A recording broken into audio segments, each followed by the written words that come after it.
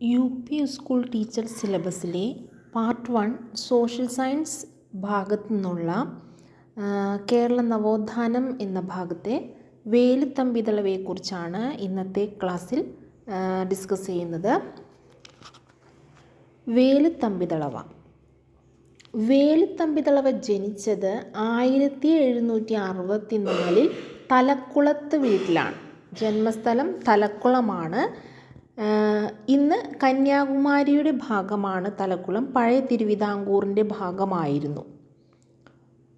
വേലുത്തമ്പിദളവയ്ക്ക് ചെമ്പകരാമൻ പട്ടം കൊടുത്തത് കാർത്തിക തിരുനാൾ രാമവർമ്മയാണ് വേലുത്തമ്പിക്ക് ചെമ്പകരാമൻ പട്ടം കൊടുത്തത്.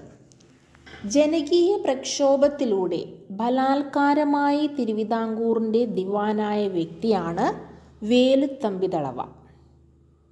അദ്ദേഹം അവിട്ടം തിരുനാൾ രാമവർമ്മയുടെ ദളവയായിരുന്നു. ബാലരാമവർമ്മയുടെ ദളവയായിരുന്നു വേലുത്തമ്പിദളവ. ആരുടെ ദളവയായിരുന്നു വേലുത്തമ്പിദളവ? അവിട്ടം തിരുനാൾ ബാലരാമവർമ്മയുടെ. 1795 തിരുവിതാംകൂർ ബ്രിട്ടീഷുകാരുടെ മേധാവിത്വം അംഗീകരിച്ച് കരാർ ഒപ്പുവയ്ക്കുന്നു. അപ്പോൾ തിരുവിതാംകൂർ ബ്രിട്ടീഷുകാരുടെ മേധാവിത്വം അംഗീകരിച്ച് കരാർ ഒപ്പുവയ്ക്കുന്നത് 1795 വേലുത്തമ്പി ദിവാൻ ആകുമ്പോൾ തിരുവിതാംകൂറിൻ്റെ റെസിഡൻ്റ് ആയിരുന്നത് കോളിൻ മെക്കാളയായിരുന്നു. മെക്കാളയുടെ അനുമതിയോടെയാണ് വേലുത്തമ്പി ദളവയാകുന്നത്. മെക്കാളയും വേലുത്തമ്പിയും ആദ്യകാലത്ത് നല്ല സൗഹൃദത്തിലാണ് കഴിഞ്ഞിരുന്നത്. പക്ഷേ പിന്നീട് അവർ തമ്മിലുള്ള സൗഹൃദത്തിന് മങ്ങലേൽക്കുന്നു. തിരുവിതാംകൂറിലെ ആദ്യത്തെ ജനകീയ പ്രക്ഷോഭം സംഘടിപ്പിക്കുന്നത് വേലുത്തമ്പിദളവയാണ്. അത് ഉപ്പ് നികുതി ഏർപ്പെടുത്തിയതിനെതിരെയുള്ള പ്രക്ഷോഭമായിരുന്നു. ഉപ്പിന് നികുതി ഏർപ്പെടുത്തിയത് അവിട്ടം തിരുനാൾ രാമവർമ്മയുടെ കാലഘട്ടമാണ്. അപ്പോൾ ഈ ഉപ്പിന് നികുതി ഏർപ്പെടുത്തിയതിനെതിരെ പ്രക്ഷോഭം സംഘടിപ്പിക്കുന്നത് വേലുത്തമ്പിദളവയാണ്. അവിട്ടം തിരുനാൾ ബാലരാമവർമ്മയുടെ കാലഘട്ടം എന്ന് പറയുന്നത് 1798 മുതൽ 1810 വരെയാണ്. ഏറ്റവും കുറഞ്ഞ വയസ്സിൽ രാജാവായ വ്യക്തിയാണ് അവിട്ടം തിരുനാൾ ബാലരാമവർമ്മ. കാർത്തിക തിരുനാൾ രാമവർമ്മ 1798 നാട് നീങ്ങിയതിന് ശേഷം രാജാവാകുന്ന ആളാണ് അവിട്ടം തിരുനാൾ ബാലരാമവർമ്മ. അപ്പോൾ കാർത്തിക തിരുനാൾ രാമവർമ്മ നാട് നീങ്ങിയത് 1798 അതിനുശേഷം 1798 മുതൽ 1810 വരെ തിരുവിതാംകൂർ രാജാവായിരുന്ന അവിട്ടം തിരുനാൾ ബാലരാമവർമ്മയാണ്. അവിട്ടം തിരുനാൾ ബാലരാമവർമ്മയുടെ ദിവാനായിരുന്നു, ദളവയായിരുന്നു വേലുത്തമ്പിദളവ. അപ്പോൾ വേലുത്തമ്പിയും മെക്കാളയും തമ്മിൽ ആദ്യകാലത്ത് നല്ല സൗഹൃദത്തിലായിരുന്നു എന്ന് പറഞ്ഞു. അതിനുശേഷം അവർ തമ്മിലുള്ള സൗഹൃദത്തിന് മങ്ങലേൽക്കുന്നു. അതിൻ്റെ കാരണം മെക്കാളെ തിരുവിതാംകൂറിൻ്റെ ആഭ്യന്തര കാര്യങ്ങളിൽ കൈകടത്താൻ തുടങ്ങിയതാണ്. തിരുവിതാംകൂറിൻ്റെ ആഭ്യന്തര കാര്യങ്ങളിൽ മെക്കാളെ കൈകടത്താൻ തുടങ്ങിയതാണ് മെക്കാളയും വേലുത്തമ്പിദളവയും തമ്മിലുള്ള സൗഹൃദത്തിന് മങ്ങലേൽക്കാനുള്ള കാരണം. മറ്റൊരു കാരണം ഭാരിച്ച നികുതി കുടിശ്ശികയായി ബ്രിട്ടീഷുകാർക്ക് കൊടുക്കേണ്ടതായി വന്നതും വേലുത്തമ്പി പുറപ്പെടുവിക്കുന്ന പല ഉത്തരവുകളും ബ്രിട്ടീഷുകാർ റദ്ദാക്കിയതുമൊക്കെയാണ് വേലുത്തമ്പിക്ക് ബ്രിട്ടീഷുകാരോട് വിരോധം വരാനുള്ള കാരണം. അപ്പോൾ ആ കാലഘട്ടത്തിൽ മാത്യു തരകനെതിരെ വേലുത്തമ്പി ഒരു ഉത്തരവ് പുറപ്പെടുവിക്കുന്നുണ്ട്. പക്ഷേ ബ്രിട്ടീഷുകാർ ആ ഉത്തരവ് പിൻവലിക്കുന്നു. ഇതൊക്കെയാണ് വേലുത്തമ്പിക്ക് ബ്രിട്ടീഷുകാരോട് പിന്നീട് വിരോധം തോന്നാനുള്ള കാരണമായി മാറുന്നത്.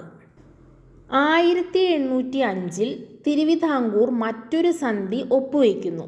ഈ സന്ധി പ്രകാരം തിരുവിതാംകൂർ സൈന്യത്തെ പിരിച്ചുവിടുന്നു. സൈനിക സംരക്ഷണം ബ്രിട്ടീഷുകാർ ഏറ്റെടുക്കുകയാണ് ചെയ്യുന്നത്. അങ്ങനെ തിരുവിതാംകൂറിൻ്റെ സൈന്യത്തെ പിരിച്ചുവിടുന്നത് 1805 ഒരു സന്ധി പ്രകാരമാണ്. തിരുവിതാംകൂർ ദിവാനായ വേലുത്തമ്പിയും കൊച്ചി ദിവാനായ പാലിയത്തച്ഛനും പരസ്പരം യോജിക്കുന്നു ബ്രിട്ടീഷുകാർക്കെതിരെ. കാരണം വേലുത്തമ്പിക്ക് ബ്രിട്ടീഷുകാരിൽ നിന്നുണ്ടായ മോശം അനുഭവങ്ങൾ പോലെ തന്നെ പാലിയത്തച്ഛനും ബ്രിട്ടീഷുകാരിൽ നിന്ന് മോശം അനുഭവങ്ങൾ ഉണ്ടാവുകയും അവർ രണ്ടുപേരും, വേലുത്തമ്പിയും കൊച്ചി ദിവാനായ പാലിയത്തച്ഛനും, ബ്രിട്ടീഷുകാർക്കെതിരെ പരസ്പരം യോജിക്കുകയാണ് ചെയ്യുന്നത്. അവർ മെക്കാളയെ വധിക്കാൻ ഗൂഢാലോചന നടത്തി. ചെമ്പിലരയൻ എന്ന സൈനികനെ മെക്കാളയെ വധിക്കാൻ നിയോഗിക്കുന്നു. പക്ഷേ ചെമ്പിലരയൻ ബ്രിട്ടീഷ് സൈന്യത്തിൻ്റെ പിടിയിലാവുകയാണ് ചെയ്യുന്നത്. ബ്രിട്ടീഷ് തടവിൽ കിടന്ന് ചെമ്പിലരയൻ മരിക്കുന്നു. 1808 ചെമ്പിലരയൻ മരിക്കുന്നത്. 1809 ജനുവരി 11 കൊല്ലവർഷം 948 മകരം 1 കൊല്ലം ജില്ലയിലെ കുണ്ടറയ്ക്കടുത്ത് ഇളമ്പല്ലൂർ ക്ഷേത്രത്തിൽ വെച്ച് ഒരു പ്രഖ്യാപനം നടത്തി. ആ പ്രഖ്യാപനമാണ് കുണ്ടറ വിളംബരം. ഈ കുണ്ടറ വിളംബരം പുറപ്പെടുവിച്ചത് ആരാണ്? വേലുത്തമ്പി ദളവയാണ് കുണ്ടറ വിളംബരം പുറപ്പെടുവിക്കുന്നത്. എന്നാണ് കുണ്ടറ വിളംബരം? 1809 ജനുവരി 11. 1809 ജനുവരി 11 കുണ്ടറ വിളംബരം. 948 മകരം 1. എന്താണ് കുണ്ടറ വിളംബരത്തിൽ പറയുന്നത്? തിരുവിതാംകൂറിനെ സംരക്ഷിക്കുന്നു എന്ന് അവകാശപ്പെടുന്ന ബ്രിട്ടീഷുകാർ നാടിനെ കൊള്ളയടിക്കുകയാണെന്നും ഇവർ തുടർന്നാൽ നാട് നശിക്കുമെന്നും ഇവർക്കെതിരെ രാജഭക്തരും ദേശസ്നേഹികളും ആയുധമെടുത്ത് പോരാട്ടത്തിന് തയ്യാറാകണം എന്നുമാണ് ഈ വിളംബരത്തിലൂടെ തിരുവിതാംകൂറിൻ്റെ ദളവയായ വേലുത്തമ്പി ആഹ്വാനം ചെയ്തത്. ബ്രിട്ടീഷുകാരെ പേടിച്ച് വേലുത്തമ്പി കുണ്ടറയിൽ നിന്ന് മണ്ണടിയിലേക്ക് വരുന്നു. 1809 മാർച്ച് 9 ബ്രിട്ടീഷ് സൈന്യം വേലുത്തമ്പിയെ വളഞ്ഞു. സ്വയം കടാര കുത്തി വേലുത്തമ്പി മരിക്കുന്നു. അപ്പോൾ കുണ്ടറ വിളംബരം 1809 ജനുവരി 11 വേലുത്തമ്പി മരിക്കുന്നത് 1809 മാർച്ച് 9. മാർച്ച് 9 വേലുത്തമ്പി മരിക്കുന്നു, ആത്മഹത്യ ചെയ്യുന്നു. തമ്പിയുടെ മൃതദേഹം തിരുവനന്തപുരത്ത് കണ്ണൻമൂലയിൽ പരസ്യമായി കെട്ടിത്തൂക്കുന്നു. മണ്ണടി പത്തനംതിട്ട ജില്ലയിലാണ്, കുണ്ടറ തിരുവനന്തപുരം ജില്ലയിലാണ്. അപ്പോൾ വേലുത്തമ്പി സ്മാരകം പത്തനംതിട്ടയാണ്. നേപ്പിയർ മ്യൂസിയം തിരുവനന്തപുരത്താണ്. വേലുത്തമ്പിയുടെ ഉടവാൾ സൂക്ഷിച്ചിരിക്കുന്നത് നേപ്പിയർ മ്യൂസിയത്തിലാണ്. നേപ്പിയർ മ്യൂസിയം തിരുവനന്തപുരമാണ്. ഹജൂർ കച്ചേരി ദിവാൻ്റെ ഓഫീസ് കൊല്ലത്ത് സ്ഥാപിച്ചത് വേലുത്തമ്പി ദളവയാണ്. ഹജൂർ കച്ചേരി ദിവാൻ്റെ ഓഫീസ് കൊല്ലത്ത് സ്ഥാപിച്ചത് ആരാണ്? വേലുത്തമ്പി ദളവയാണ്. പാതിരാമണൽ ദ്വീപ് കൃഷിക്ക് അനുയോജ്യമാക്കിയത് വേലുത്തമ്പി ദളവയാണ്. വേമ്പനാട്ട് കായലിൽ ആലപ്പുഴ ജില്ലയിലെ മുഹമ്മ പഞ്ചായത്തിലാണ് ഈ പാതിരാമണൽ ദ്വീപ്. സെക്രട്ടേറിയറ്റ് മന്ദിരത്തിനകത്ത് ഒരു തിരുവിതാംകൂർ ദിവാൻ്റെ പ്രതിമയുണ്ട്. അത് വേലുത്തമ്പി ദളവയുടേതാണ്. അപ്പോൾ സെക്രട്ടേറിയറ്റ് മന്ദിരത്തിനകത്തുള്ള തിരുവിതാംകൂർ ദിവാൻ, പ്രതിമയുള്ള തിരുവിതാംകൂർ ദിവാനാണ് വേലുത്തമ്പി ദളവ. സെക്രട്ടേറിയറ്റ് മന്ദിരത്തിന് പുറത്ത്, സെക്രട്ടേറിയറ്റിന് അഭിമുഖമായി നിൽക്കുന്ന തിരുവിതാംകൂർ ദിവാൻ്റെ പ്രതിമയാണ് ടി മാധവറാവുവിൻ്റെ പ്രതിമ. സെക്രട്ടേറിയറ്റ് മന്ദിരം പണിയുന്നത് 1869. പണിയുന്ന സമയത്ത് രാജാവ് ആയില്യം തിരുനാളാണ്. ദിവാൻ ടി മാധവറാവു. അപ്പോൾ സെക്രട്ടേറിയറ്റ് മന്ദിരം പണി കഴിപ്പിച്ചത് ആയില്യം തിരുനാൾ. അന്നത്തെ ദിവാനായിരുന്നത് ടി മാധവറാവു. സെക്രട്ടേറിയറ്റ് മന്ദിരത്തിനുള്ളിലുള്ള പ്രതിമ വേലുത്തമ്പി ദളവയുടെയും പുറത്തുള്ളത് ടി മാധവറാവുവിൻ്റെയും പ്രതിമയാണ്. സെക്രട്ടേറിയറ്റ് മന്ദിരത്തിൻ്റെ ശില്പി വില്യം ഡാൾട്ടനാണ്. തിരുവിതാംകൂറിൽ ആദ്യമായി ജനങ്ങൾ നേരിട്ട് വേലുത്തമ്പിയുടെ ഭരണകാലം 1802 മുതൽ 1809 വരെയാണ്.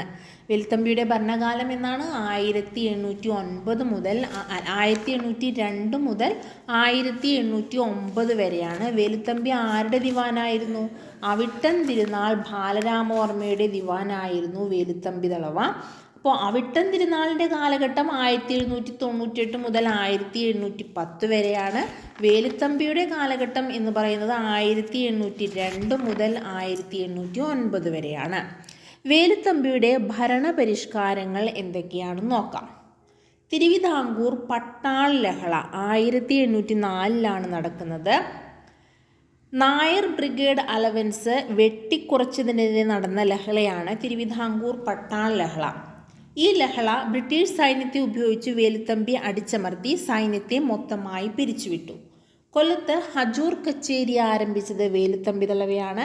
ഹജൂർ കച്ചേരി കൊല്ലത്ത് നിന്ന് തിരുവനന്തപുരത്തേക്ക് മാറ്റിയത് സ്വാതന്ത്ര്യ തിരുനാളാണ്. അപ്പോൾ ഹജൂർ കച്ചേരി ആരാണ് ആരംഭിച്ചത്? വേലുത്തമ്പി ദളവയാണ്.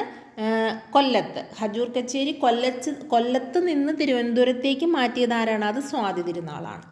സഞ്ചരിക്കുന്ന കോടതികൾ ആരംഭിച്ചത് വേലുത്തമ്പി ദളവയാണ്. വേമ്പനാട്ട് കായലിലെ പാതിരാമണൽ ദ്വീപിനെ കൃഷിയോഗ്യമാക്കി. അങ്ങാടികൾ ആരംഭിച്ചു, ആഴ്ചച്ചന്ത ആരംഭിച്ചു, അടിമച്ചന്ത ആരംഭിച്ചു. ഇതെല്ലാം ചെയ്തത് വേലുത്തമ്പി ദളവയാണ്. കുണ്ടറ വിളംബരവുമായി ബന്ധപ്പെട്ട യുദ്ധമാണ് കൊല്ലം യുദ്ധം. കൊല്ലം യുദ്ധം നടന്നത് 1809 ജാനുവരി 15-നാണ്. കുണ്ടറ വിളംബരം 1809 ജനുവരി 11-നാണ്. ഇളമ്പരൂർ ക്ഷേത്രം 1809 ജാനുവരി 15-നാണ് കൊല്ലം യുദ്ധം. വേലുത്തമ്പിയുടെ ഉടവാൾ കിളിമാനൂർ കോവിലകത്താണ് സൂക്ഷിച്ചിരിക്കുന്നത്. 1947 സ്വാതന്ത്ര്യാനന്തരം അത് ഏറ്റുവാങ്ങിയത് ഡോക്ടർ രാജേന്ദ്ര പ്രസാദാണ്. വേലുത്തമ്പിയുടെ ഉടവാൾ സൂക്ഷിച്ചിരുന്നത് കിളിമാനൂർ കോവിലകത്തായിരുന്നു. 1947 സ്വാതന്ത്ര്യാനന്തരം ഈ ഉടവാൾ ഏറ്റുവാങ്ങിയത് ഡോക്ടർ രാജേന്ദ്ര പ്രസാദാണ്. ഇപ്പോൾ ഇത് സൂക്ഷിച്ചിരിക്കുന്നത് നേപ്പിയർ മ്യൂസിയം, തിരുവനന്തപുരം. വേലുത്തമ്പി സ്മാരകം എവിടെയാണ്? വേലുത്തമ്പി സ്മാരകം പത്തനംതിട്ട ജില്ലയിലെ മണ്ണടിയാണ്. വേലുത്തമ്പിയുടെ പ്രതിമ അനാച്ഛാദനം ചെയ്തത് സെക്രട്ടേറിയറ്റ് മന്ദിരത്തിലാണ്. അപ്പോൾ ഇത്രയുമാണ് വേലുത്തമ്പി ദളവയെക്കുറിച്ച് പഠിക്കാനുള്ളത്. Thank you.